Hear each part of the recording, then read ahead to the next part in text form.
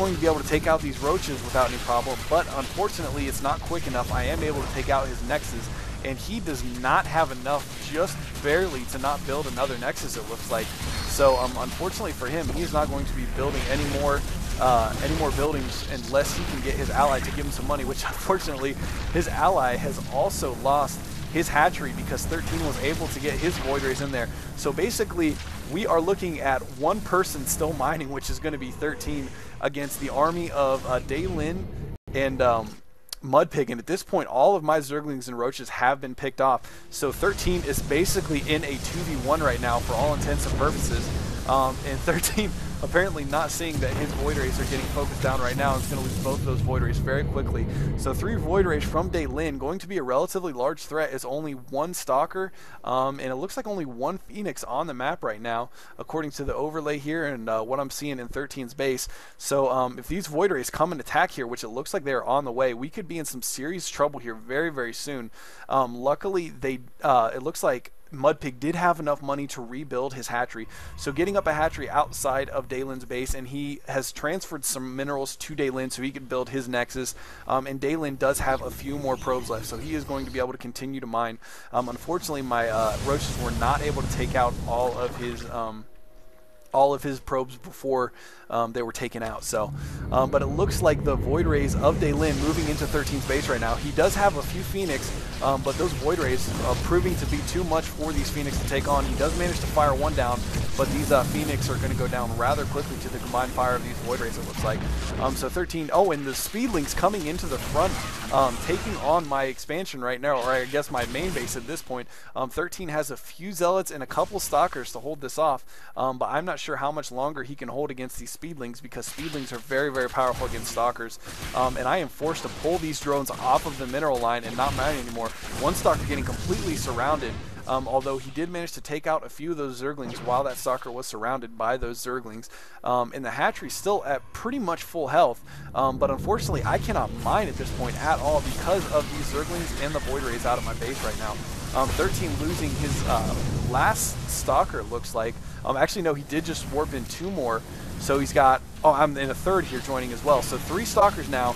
Looks like that might be enough to hold this off, taking down one of those Void Rays, and the last Void Ray is going to go away. So at this point, this game is very, very close, and looks like Daelin finally getting his Nexus back up and running, a hatchery from Mudpig going, and he managed to save a lot of his drones. So economically, he is going to get a nice little jump start there. He should be able to get his tech tree up and running pretty quickly here, and same for me, hopefully, since I did manage to save a decent amount of my drones. Spawning pool already going down, and of course 13 having been the only player who has not lost his main base this game, trying to flip into a little bit of a macro mode here, even though he's only on 1 base, to get out enough of an army that we can deal with any remaining forces that Daelin or Mudpig may have. Although Mudpig seems to have lost all of his Zerglings at this point from trying to harass my base.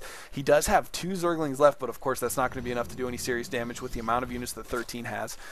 So getting a spawning pool back up and running here shortly. Both gases going for me at this point, and 13 again building just straight Stalkers and Zealots right now, since he knows the tech tree for both players has essentially been reset, although it looks like Daelin was able to save a few of his tech buildings, although unfortunately for him, he's not going to be able to build anything out of them because he is very, very low on money right now because of the amount of probes that we were able to take out earlier. So at this point, both of those players are in pretty bad shape, and he's going to need these spine crawlers very, very soon to defend as 13 is moving out here.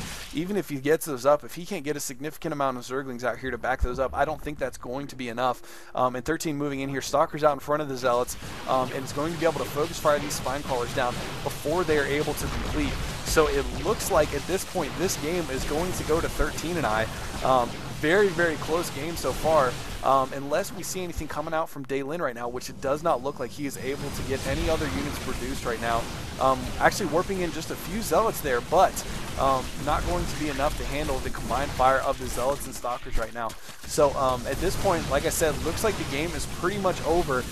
This was a pretty insane back and forth game.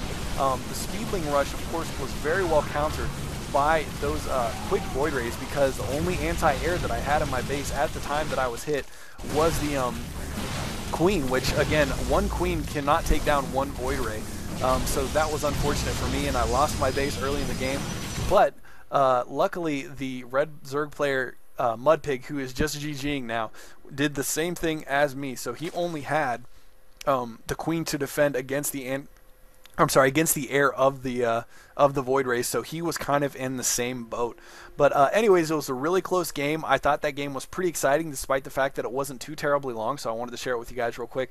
And I know I've been criticized a little bit for putting up more games that 13 and I win than we lose.